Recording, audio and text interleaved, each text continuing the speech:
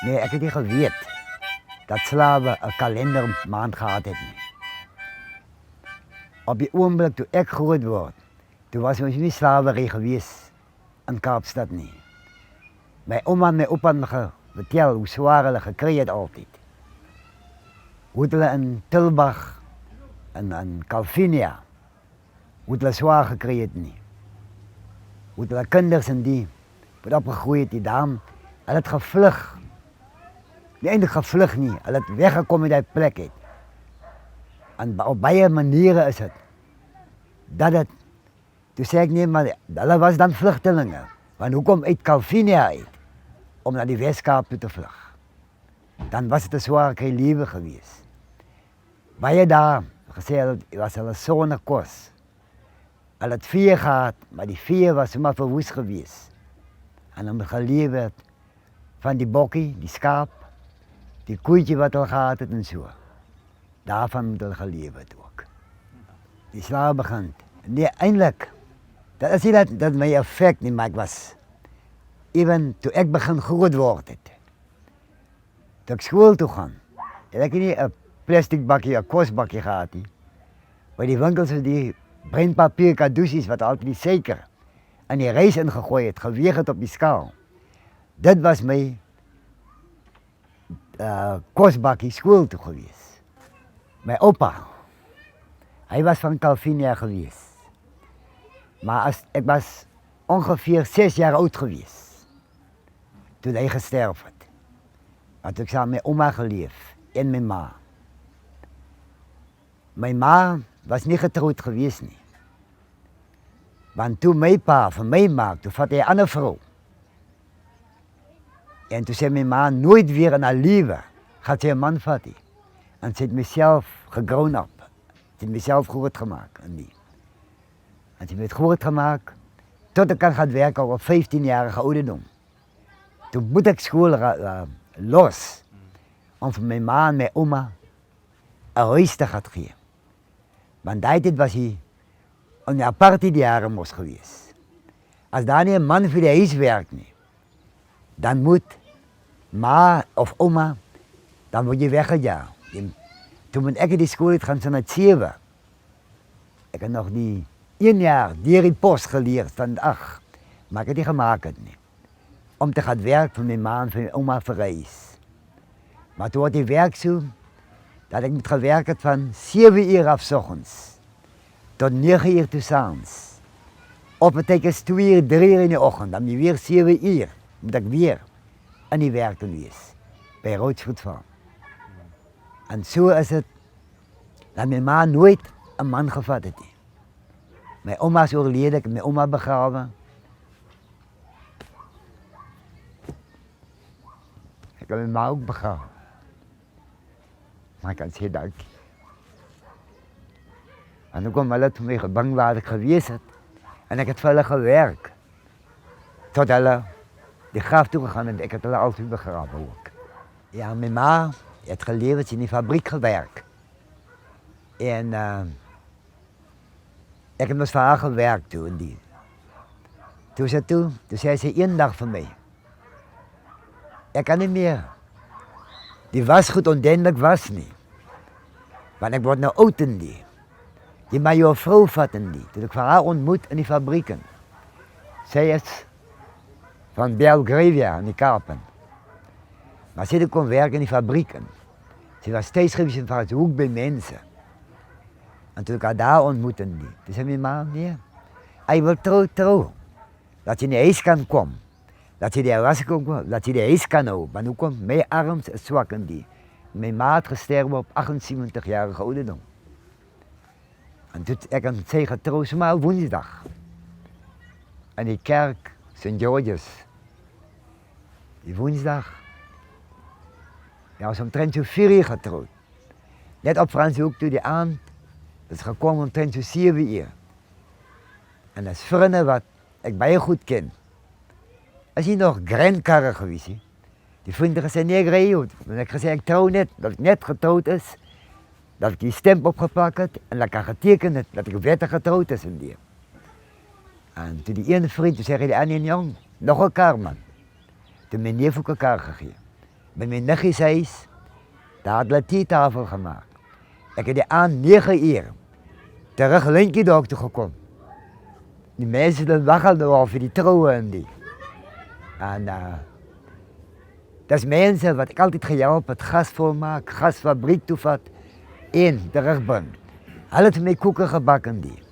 Ik heb niet een cent voor mijn bruiloft uitgegeven, voor die goed doen voor ons mensen. Maar dat was zwakere jaren van mij geweest. Het was baie zwakere jaren geweest. Bij RFF heb ik begin werk als op die belden, die perskebelden. Die bakken van 10 moet gestek geworden. Dan was er altijd een zwart mannetje, Afrikaan, wat hem weggereden. Op 15-jarige ouderdom kan ik dat, als het 4,5 en het wordt 10 uur, dat ik nog niet die kracht gehad heb, maar ik heb het nog kunnen, om die groot aluminiumbakken 10 hoog te stek. Dan zeg hij van mij, die zwart man, stoot net aan.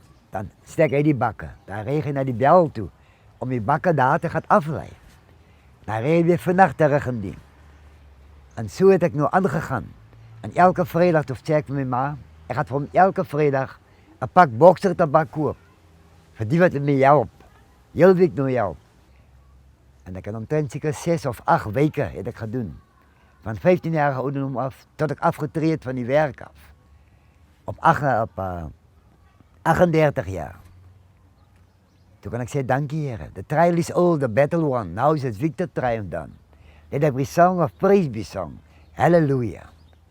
Kan ik gezegd in die. Ja, maar een mens kan je hart uitpraten. En je kan vertellen waarvan je komt. En in je zware jaren. Dan is het lekker om je hart uit te praten. Dan voel je weer verlichtend. The history of slavery is it's about us really, the people that came here. We were part of a group of Indians that's from the east. Whether they were all Indians, we don't know, but I know we were from India.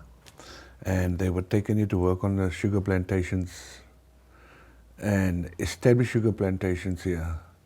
And those who weren't dropped here to work on the sugar plantations were taken around the tip of Africa and dropped at St. Helena. That was the time of the French occupation, which later became the British occupation. And they worked there.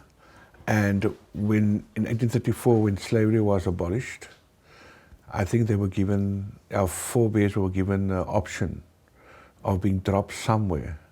And I think our forebears, my great-grandfathers, those of our old group of them, I think they elected to be dropped in South Africa, in the Cape Province or wherever. That's why we ended up in the Bull Cup.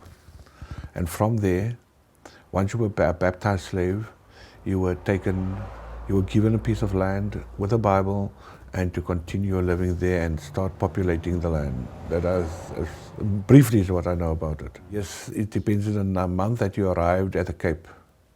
And you were assigned in groups, you came in groups as they got rid of the people, because remember the boats at that time weren't that fast. And because these were black people most probably, they all were given limited accommodation on the boats. And when they were dropped here, in the groups they were given, right, you in March, you in January, you in February, and so on. Basically, and your original surname was totally ignored, because after all, you were a property. You were that mentality still prevailed even after emancipation of slaves. That mentality still remained within the mindsets of the people that were in authority, which were either the British or whoever, or the Boers at that time. So that is why you got those names. I mean, when they came here, I mean, those were closed books for the black people, for the slave descendants. We couldn't go into the archives really. It's only just before the 19th century started. I think that's the first time really that things were recorded about slaves, other than being the property of some person.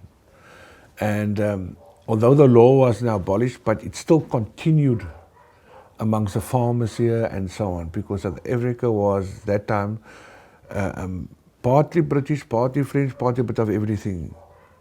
because remember the National Party only really came to power in 1948. So things actually got worse. Everything was hidden from you. And with that being said,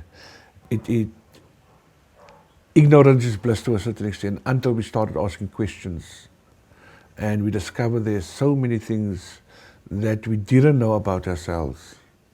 And many people here at the Cape, especially this area of Kensington, they have a lot of mixed blood in them. And not necessarily of South Africa, the indigenous tribes here, but mostly from overseas people and so on. We discovered that from my mother's side, her history is better recorded because they were white, they were Scottish. And their history is better recorded because you can go onto the internet and you can Google the baths. And that is where my grandfather came from, the McGregor clan. Having history recorded, you were black, and that's how we were treated as a non-entity. And I'm sorry about that, the history wasn't recorded, really properly recorded. No, I'm not embarrassed from I don't think it's, you are right, you mustn't forget your roots. We tend to forget that too easily. But your roots makes you who you are. And I think one shouldn't be embarrassed because I had no part in it. I'm just a product of history. So to say that I'm embarrassed from where, it's what I make of myself. That is the difference. If you choose to lie down, then you stay down. But it's your choice to get up, dust off the history and move on with your life because you set goals, you have dreams, and that is what you must go for. To be embarrassed by your history or your background, to me it is absolutely silly. I believe that much of what you see in Cape Town is because of those people who had that craft. They came here with a craft. And if you look at woodwork, if you look at building work, stonemasons, blacksmiths, carpenters, these were all people that were highly skilled. And I assume that my grandfather was one of them, the great-grandfather was one of them. That's why they brought him here, and those were the prize slaves. Those were the slaves that could bring you more money than the ordinary ones that went into agriculture and established farms, harvesting and that. These were two distinct classes. And I think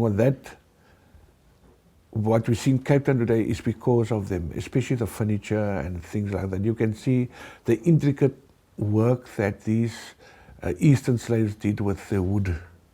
The carvings, the carving doors, the furniture that you even see in a castle today. There are still remnants of that era. So the craftsman definitely was much more value than the ordinary slaves. The Februaries, we love the Februaries because they are very pious in whatever they do. They are honest. Most of them are very straightforward. They tell you what it is. They don't allow things to get them down. But they are very loving. To their own families, they are very protective, almost overprotective. And they know their roots. And the Anglicization of these slaves, they adopted whatever was given to them and used it and internalized it and became better people, better than many people expected them to become. They didn't just stay slave or subjected to some laws.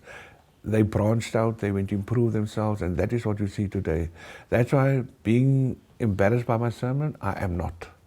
I'm actually very proud of my sermon because there's a story to it, there's a heritage to it, there's a almost embarrassing those that ill-treated the slaves should actually be embarrassed. Because above those circumstances, putting the circumstances behind them, they still arose and were better than what they were that they came here with.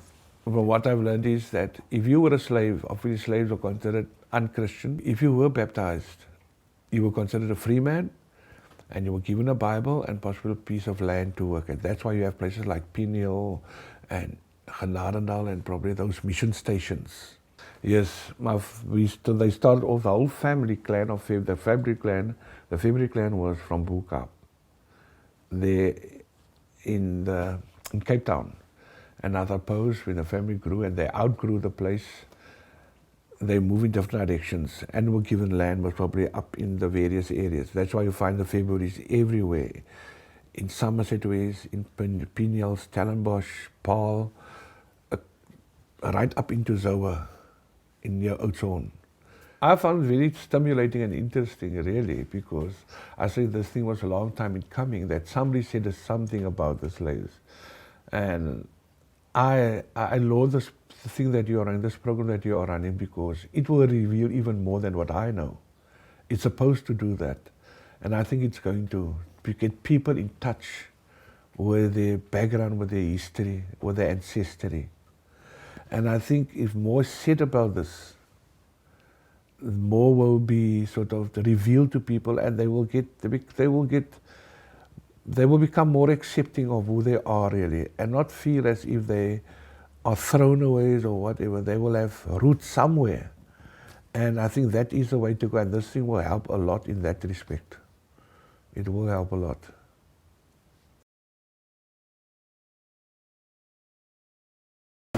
My name is Leonard Abraham Mart.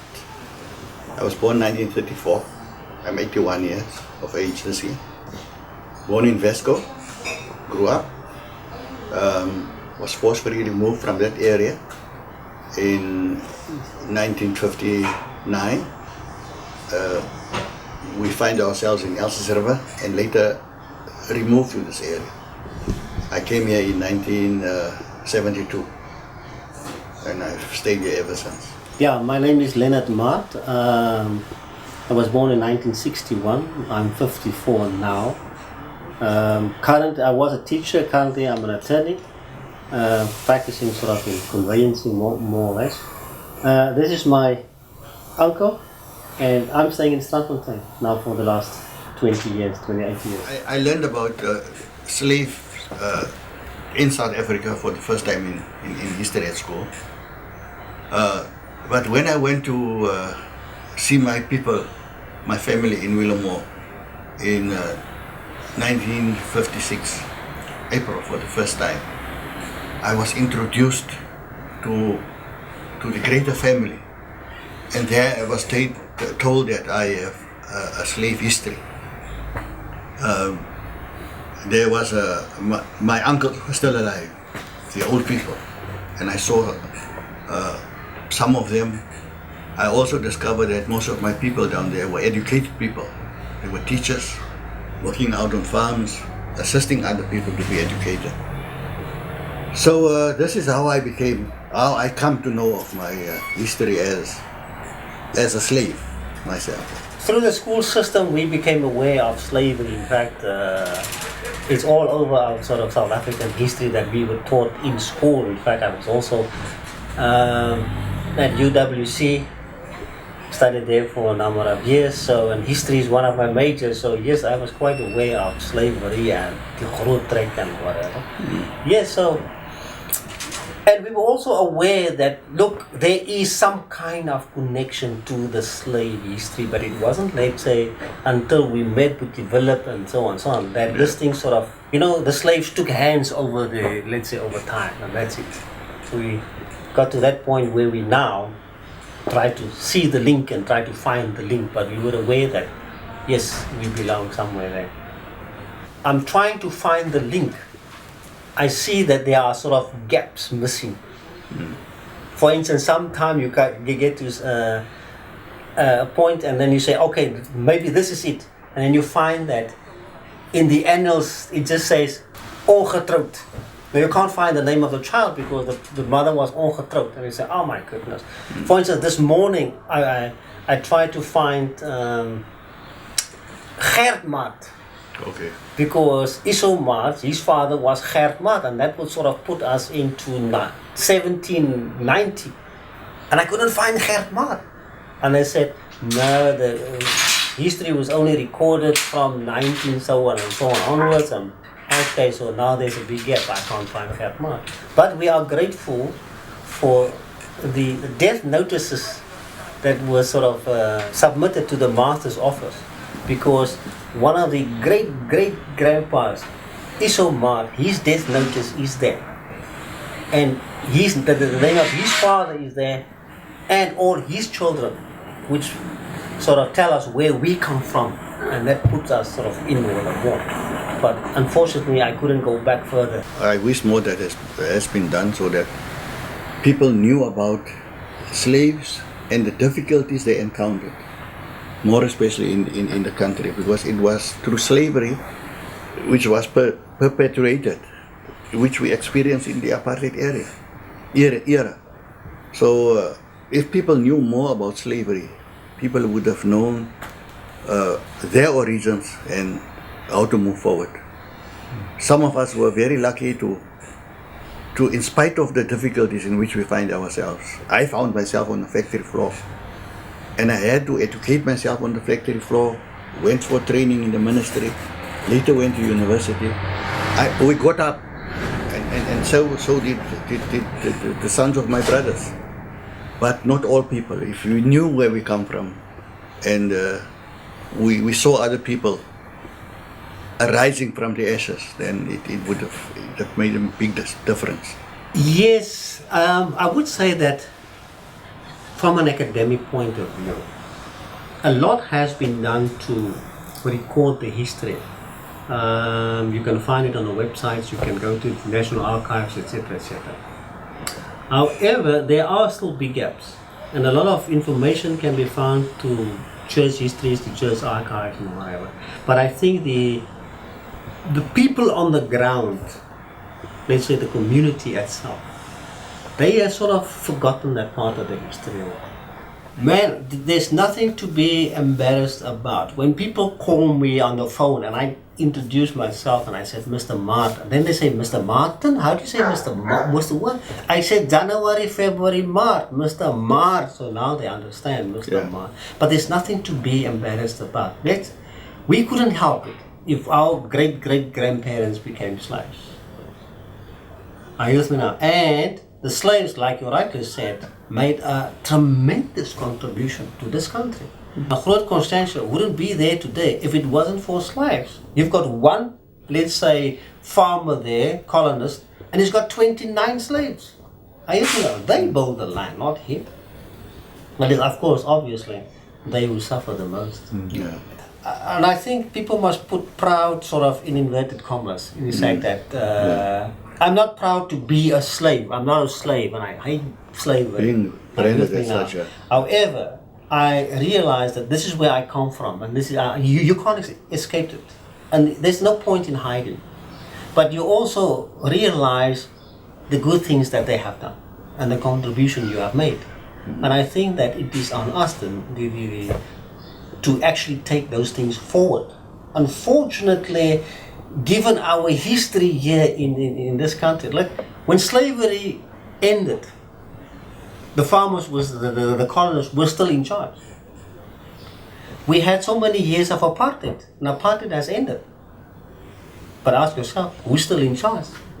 Are you with me now? So yes, we're no longer slaves, we no longer suffer under apartheid, but there's still a lot of work to be done. My name is April. We are now in Hanover Park at my residence of 17B Villains Walk. I know very little about slavery in South Africa. It's only what I read about it, how people were treated during those years. That's about all I can recall. When it came to New Year's Eve, I believe that the slaves were given off, the day off, as a form of celebration. That's the only thing I know about it. I was not aware that slaves were given calendar names. No, I think it, safety was in a name. So I don't think I was born with it and sticking to it, because my fathers or my forefathers, they had that name and I just continued on it. I would have very much liked that there should have been more recording about our family background, our family tree. Because as I mentioned earlier, I'm the third eldest of the family of 4. And I know very little about my father. The only thing I know, he was a painter. And my mother was a factory worker at a sweets factory. That's about all I know about the family. But I'm not embarrassed by the slave heritage. I would say it is more like, we were subjected at those years, I think, to be part of the slavery colony, which we inherited. and I cannot say much about it. Yeah, it is a dinges of hope, I would say, because I treat slavery with disdain. I don't like this word slavery, and I don't, because I think that all people are the same through the grace of the Almighty, and I can't see myself, I mean, in this modern age, going back to slaves, the master and servant type of thing. Well, the reason I came from a Christian background, but I had a lot of Muslim friends, and I was fascinated by the way they conducted their way of life and the teachings of the religion, and that's turned me into to learn more about Islam. I then embraced Islam, that's in 1900 and something, 60, 66, 60, around there, and I'm not sorry about it. I've learned such a lot about religion and mankind as a whole. That's why I abhorred the slavery type of thing. It was in 1960 something, 70s, I joined up with a choir. Eventually I was elected as secretary of this board, quite a very big board, the Cape Malay Choir Board. And then in 1986, they picked me as the president, which I'm still the president. It's now 22 years. I think I'm the longest surviving president of the board. And we used to have 45 choirs, we got now 26 choirs. And we also went on tour. In 1981 and 1984, we were invited to the Tulip Festival in Holland. And we were the first choir from the Malay choir boards to have visited Holland. They called it the Tulip Festival in Katzwijk. And from there on, the invitations came. We went to Spain, we went to Germany, we went to London, Switzerland, we went to Bregenz. All those places we were invited to sing. And it's funny enough, when it came to Holland, everybody was standing up, clapping hands. We sang Pieter Hein. And I was surprised to find these Hollanders all joining in with Pieter Hein. That was fantastic for me. And then through the choirs, I had the opportunity in going overseas, otherwise I've never seen those places before, in 1981 and 84. I mean, I never thought I was going to see Rome or sing over Radio Vatican. I have never thought that in my whole life that I would have seen those places. It's also one of those slave songs, January, February, March, April. It's what they call Faith on a Boss type of thing. Comic songs. They're all together in one little group, and that comes follow one after each other. With the Guma, they normally sing that at weddings or picnics, that type of thing. This interview has now really awakened something in me to find out more about my family history, which I lacked. I just accepted as it is. We brothers, so we are 3 brothers and 1 sister, and that's it. And this made me more feel, no, I must go in depth to find out where do we come from. And this interview really played a big part in that, I must add.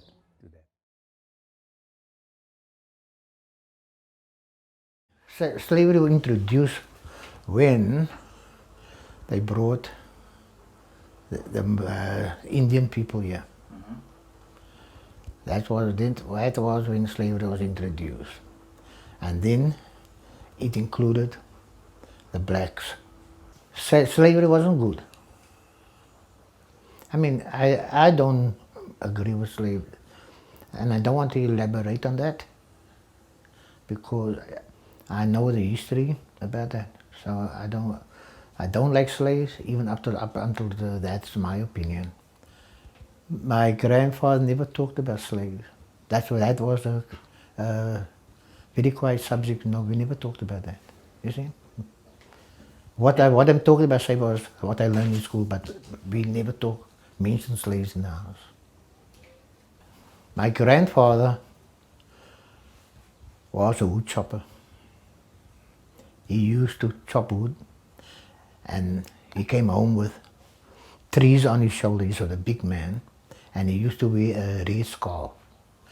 Every day, hot cold that never out of the red scarf, because if he came across the tree, he used to pick up that, fold the red scarf, put it on his shoulder, and put it lumber tree on, and he brought it home.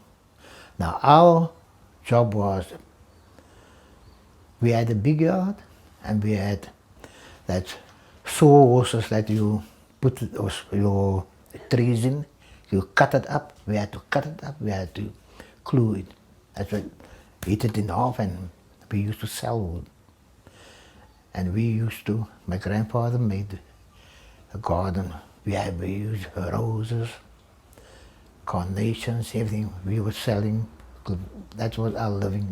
That was our living. Wood and flowers. And mostly weekends, people, we used to make bundles of 100. And we sat, as I said, just put it outside the gate. And people, even European people, used to come around and collect, buy the wood. That was our living. When I come home from school, I had to make the wood and chop the wood and all that. That was my job. And then I had to do homework. That's what. And we were brought up very, I mean, how can you say that, stringent, understand? We couldn't step out of line.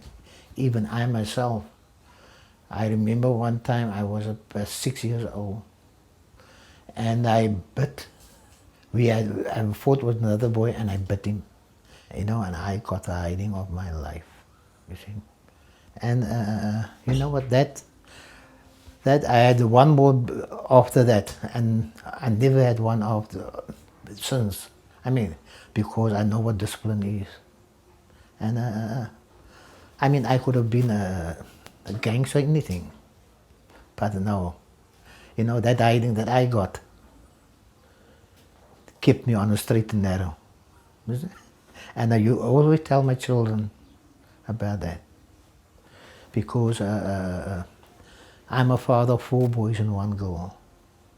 Well, they're all married now, but when they were young, I used to eat them.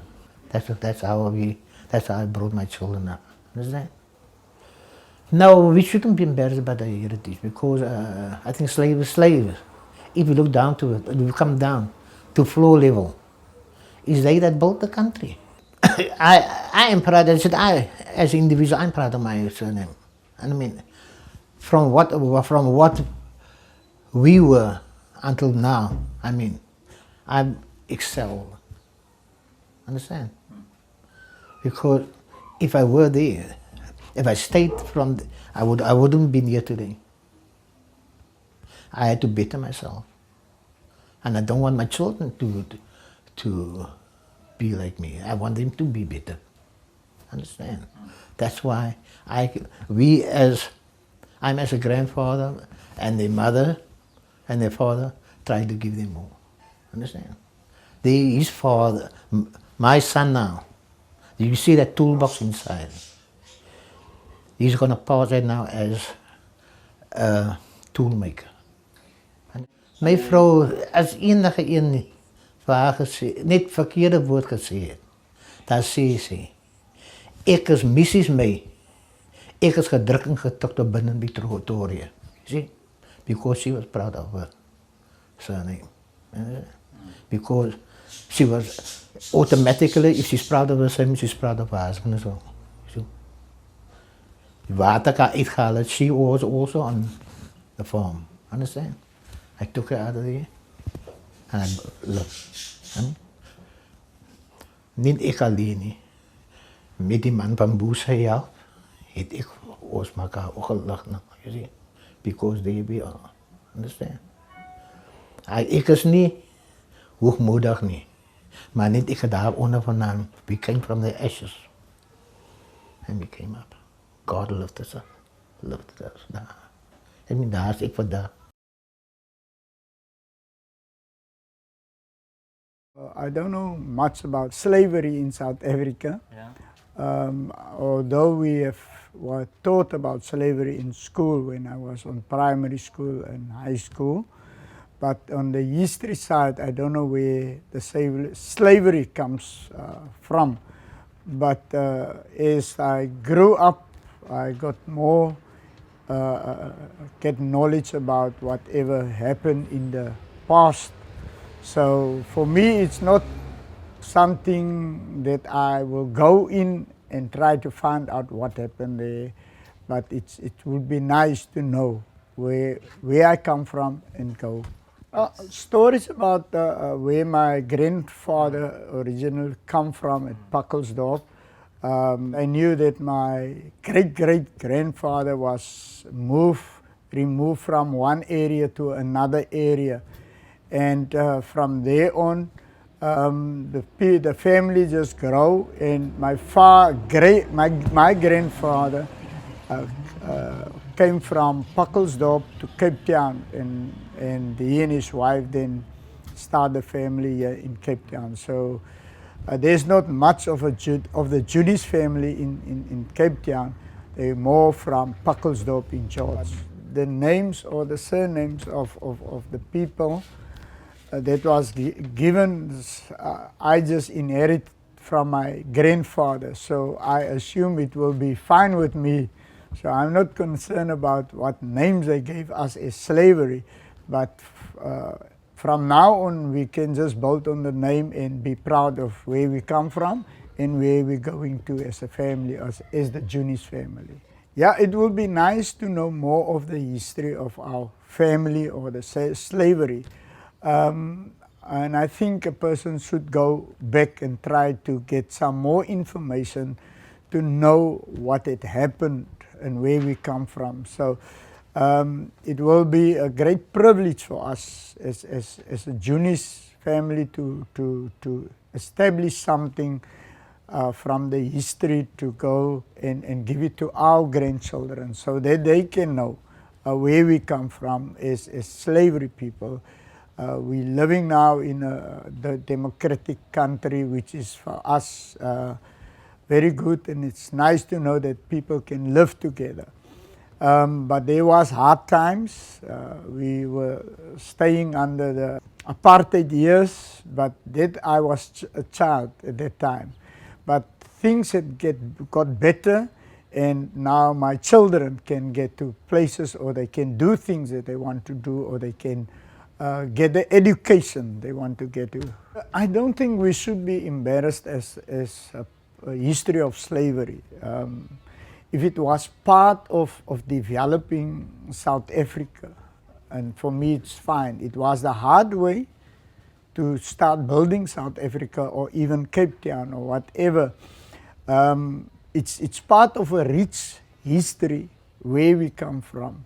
So for me, it's something that actually was started, and it wasn't right the way it started, but it brings something forth, and that the new generations after that is now reclaiming their right in society. For me, when I was young, I didn't know that we had some kind of history in the slavery. So for me, it was just growing up, go to school, and then after that you're a teenager, you got married, and then you bring your children get born. So it's not something that we knew.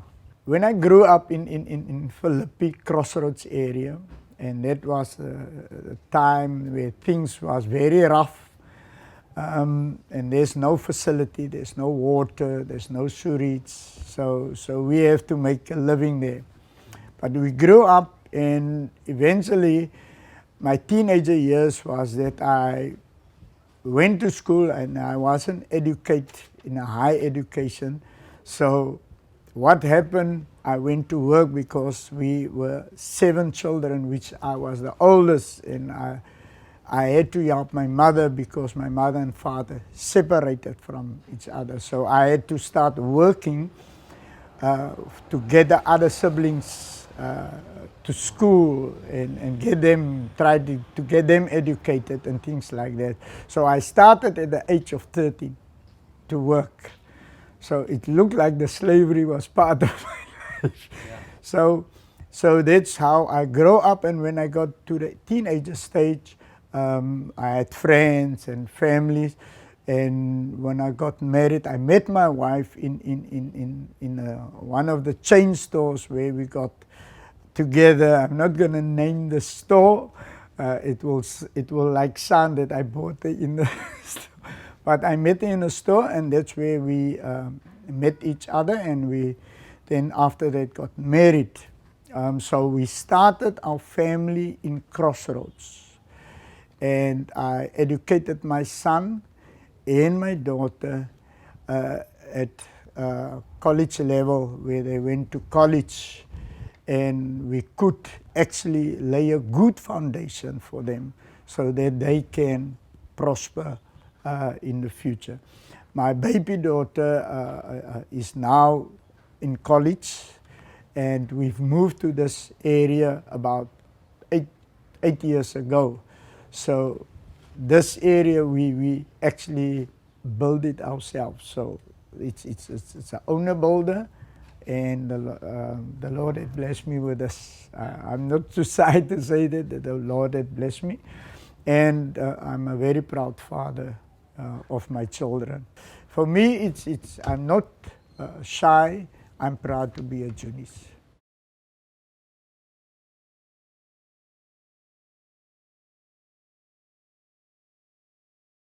I don't know much about slavery in Cape Town, in the Cape. Yes, I became a Julie. When I was 20 years old, I got married with Julie. And from there, we all the family together.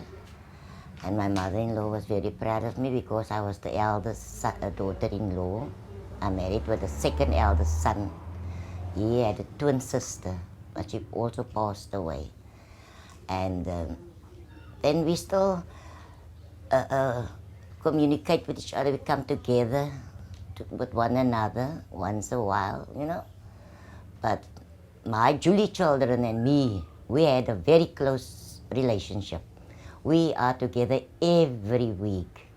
Every Saturday nights, every Sunday we had lunch together, all of us, with the grandchildren as well.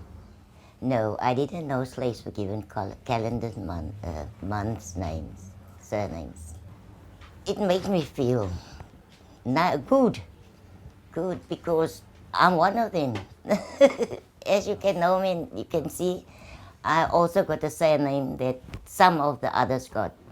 And sometimes you got people the same surname, but then you don't know each other. You know, you don't know each other. I think more could have been done because they are so far spread away out of each other now. It's so hard to come together. We always call a family reunion, and that's what we are busy on doing now. Because they want us to be in the new year, we must all come together as a family. Because the children are big and they don't know each other. Yes, I want to find out more about the family history, and it makes me feel good. You know, I'm happy to be a Julie. I'm very proud to be a Julie.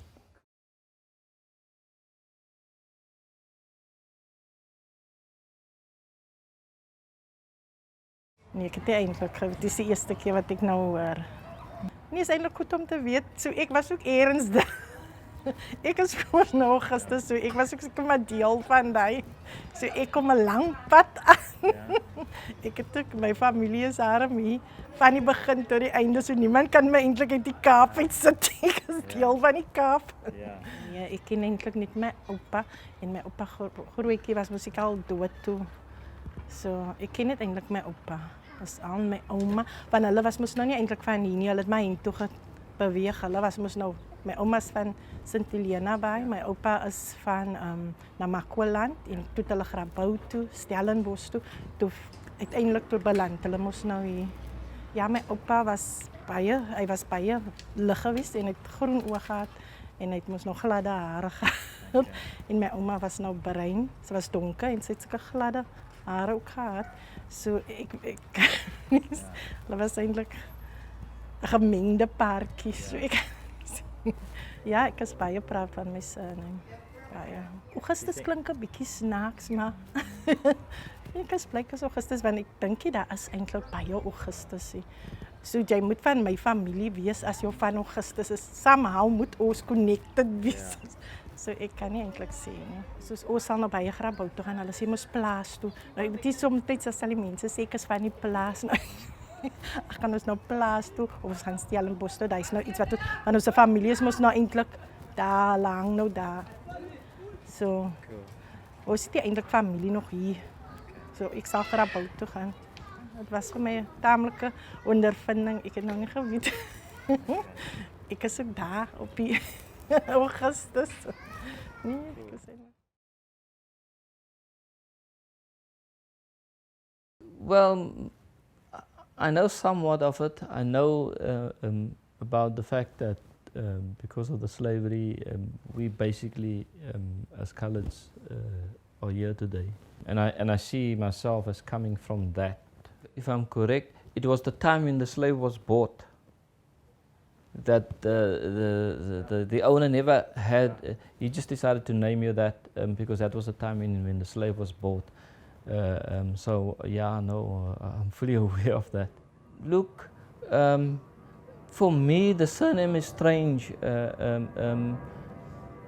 The fact that it's September, it was really it was uncommon. Any calendar surname was uncommon because one would ask yourself, where does it come from? How is it that you have that surname?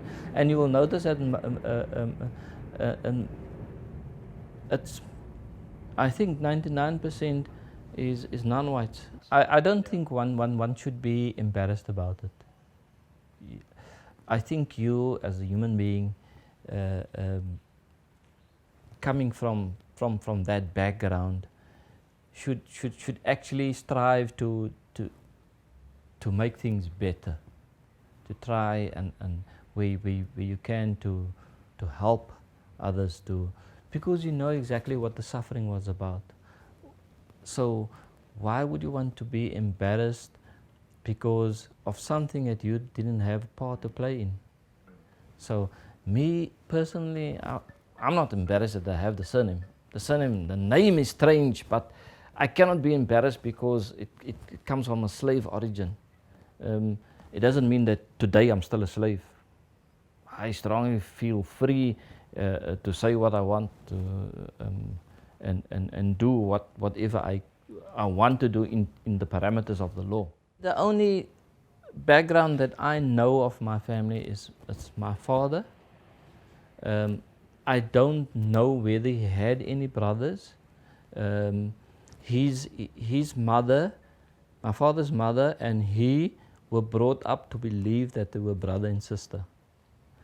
It was very late in his years. I think he was already 50 years old when he discovered that his sister was actually his mother. So we don't know, and he doesn't up until today. He doesn't. He's about 80 years old now. He doesn't know who his father is, you know. Which again, I say, I wouldn't want to go and find out. It could stir feelings within oneself to behave differently to people, especially when I think when I grew up I totally ignored my father's family side because there was that disparity between them. They had more than what we did, and we were like, and we lived on the Cape Flats, and they lived in a more affluent suburb. So there was already that discrimination between them and us, and because of that, I kept to myself, and the rest of us brothers and sisters, we kept to ourselves. We didn't really bother about them and who they were and what they were because of that discrepancies that there was. So I mean, again, I say today I'm happy. I've got my parents, thank God they're still alive, and I have my own family that I'm taking care of. So that love I share with them now, and I make them feel good, and I make them happy, and that's how I live today.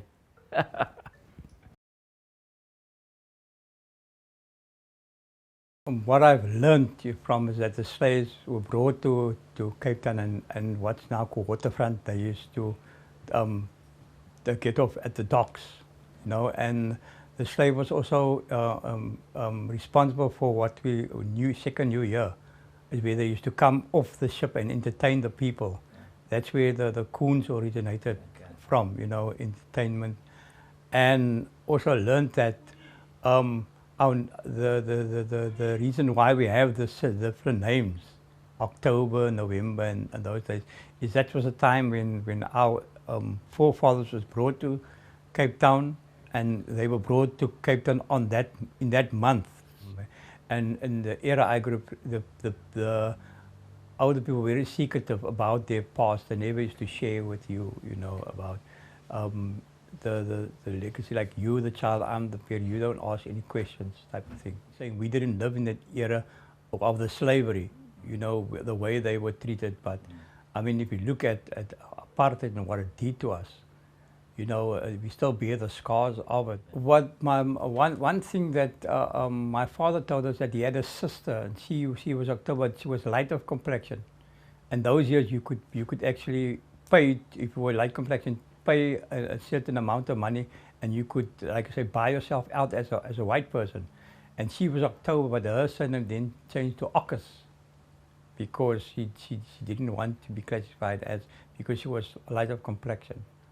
It wouldn't affect me what my surname would be, you know, and but then getting to know and find out what October, you're always proud of something that you can, or someone you can look up to. With my work, I've been traveling all over South Africa, and a lot on farms, you know, and if you get a bit of knock where you're not allowed to sleep next to someone because you are colored, it doesn't affect you in so much, because you know what they went through as slaves. So in that way, it's an advantage for you. You won't be so affected by what's happening to you on a small scale to what they had to suffer as the slaves. There's actually a poem, what they call a gedig in Afrikaans, where they say, October, die mooiste maand van die jaar, the nicest month of the year. And that is where we get a lot of sunshine and et cetera, et cetera. That's where that poem originated from.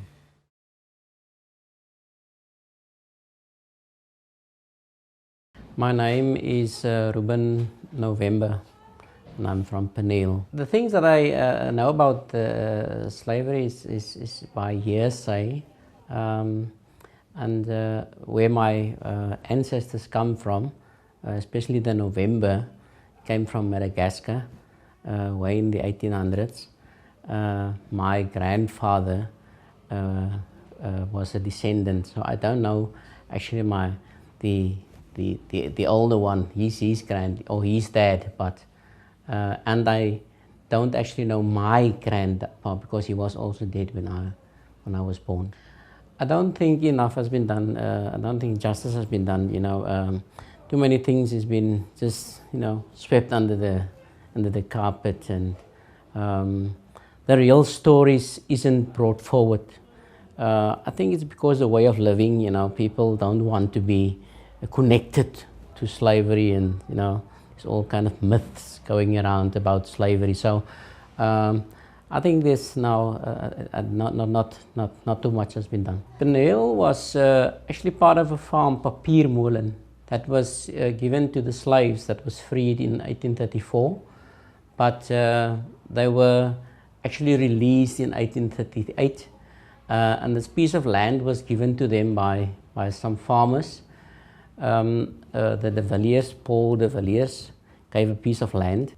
The original idea of it was for them to, you know, to get their own piece of land and home to be built on, and also to that the church must be built, and the school. So the school and the church was established on the same time, and that's why there's a lot of emphasis in this town about education. People is very strong on being educated. I think it's a way of, you know, getting away from the slavery mentality. Yeah, I did know that slaves were given calendarly months, their surnames especially, and I think it's about, it's also a hearsay that they couldn't pronounce the name, and then they were given the name of month, the year. But from my side, I've never been affected by being November. I've never been, sort of degraded, or I don't feel less better than you or something. One of my father's brothers, he changed his surname to Nober. He took out the Vem. He lived in Somerset East, in Eastern Cape. He was a teacher there, and he changed his surname, and maybe he was affected in that part of of the country where he was living. I've been now headmaster at Pernille for the past 20 years. My father was a senior teacher at the same school. I actually got his post when he retired in 1981. And I got his post in 1982.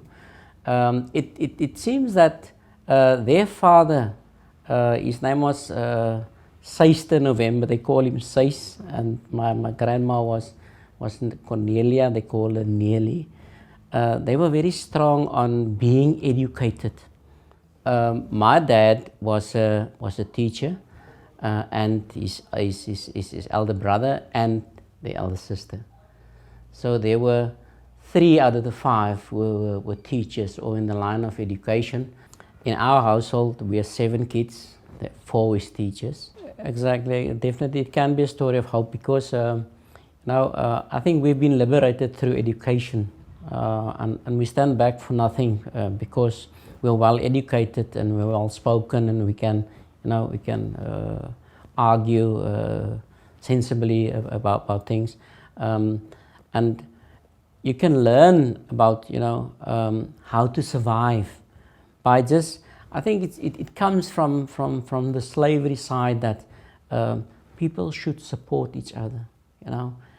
When I was a kid and when I grew up, there was a lot of our, especially our mothers, were housewives, and they were the guardians of all the kids that passes or go through or come in the street and play in the streets, because they correct you and they help you, and they motivate you, and when there's in the older days, when there was a wedding, especially, there was everyone was at the church. It was like one of those wow moments in town. Nowadays, especially during funerals, there's a lot of support for families that lost loved ones, and I think that's where people can learn from. I think it's a part that came from slavery. I think it is a thing that came from not having everything, and you have to rely on the next one.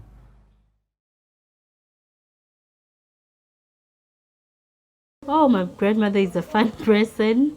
She's all that strict with culture and everything, the way she raised us. Because I grew up with my grandmother. My mother was in the house, but she was always at work. And my grandmother is the one that raised us.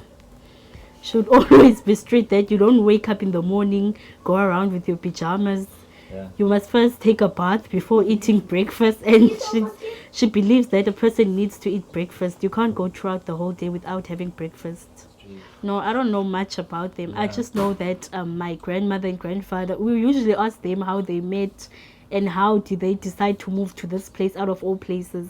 Okay. So my grandfather was from the Eastern Cape, and my grandmother, but she was from the Steekspreid. And then I think they met in Lensburg, and then they decided, okay, they're going to move to Mankiesfontein. Yeah, it's just after Toosrivier. Yeah. And then from there, they came to the Durans because there was work here, and they used to work at the farms. And then that's how they met, and then they got married, and then they have 4 children, which is, there's only 3 left. It was 3 girls and 1 boy. And then my uncle passed away in 2007. And 2004, my grandfather passed away. my great-great-great-great-grandfather was originally from the Eastern Cape in Lady Frey, like close to Queenstown. His name actually was December. And then it's really quite a huge family, so because the woman could not call him by name, they started like kind of euphemizing it. So that's where the other side of the family, you'll see their surnames are Desemele. But then they started using that as a surname. So that's why my grandfather, they started using the surname December. And then they moved to Stainsburg. It's also in the Eastern Cape. That's where you'll find the most Decembers. Like the most of them are there. Oh, my granny is from Stekspruit. It's also in the Eastern Cape. They met in Laingsburg, I think. My grandfather used to be a truck driver and my granny used to work in the hotel. That's where they met, and then together they moved to the Durans, where they worked on the farms together until my grandfather moved to Cape Town. Together they had 4 children, 1 son and 3 daughters. We are the grandchildren, and then she also has great-grandchildren and great-great-grandchildren. Yeah, I actually went to a slave primary school in Saasveld West. Yeah, and there we used to do like annual concerts where we would do like the story of the Alabama, stuff like that. In grade 6 we did that concert. So I actually know quite. But a lot of the children that, like for example the Decembers, if we had like slave origins and slave great-great-grandfathers and mothers, I'm not sure we'd know that history because it's not actually been recorded. And some of it is being misinformed because you'll see that like foreign people teach us about our own history, which does not make any sense to me. Actually not. I actually quite see it as an honor. It's really an honor to me. I don't see it anything as to be ashamed of. I think everyone should be part of the heritage. Okay, usually in December we decide maybe from the 16th up until the 27th. Sometimes we go on a family vacation. We would all as a family go out. And then specifically on the 25th of December, since my grandfather was born on that day, we would make a lunch as a family together. The whole family comes together. We decide maybe we'll held it in Cape Town or in Eastern Cape or here in the Durans, wherever the family is. We decide each year where we're going to be having it. And then we'll have a Christmas lunch and we'd eat together. We'd take pictures. We'd go out that night and all that, yeah, just to celebrate. As net so sê nog gesê, December maand is baie important vir ons.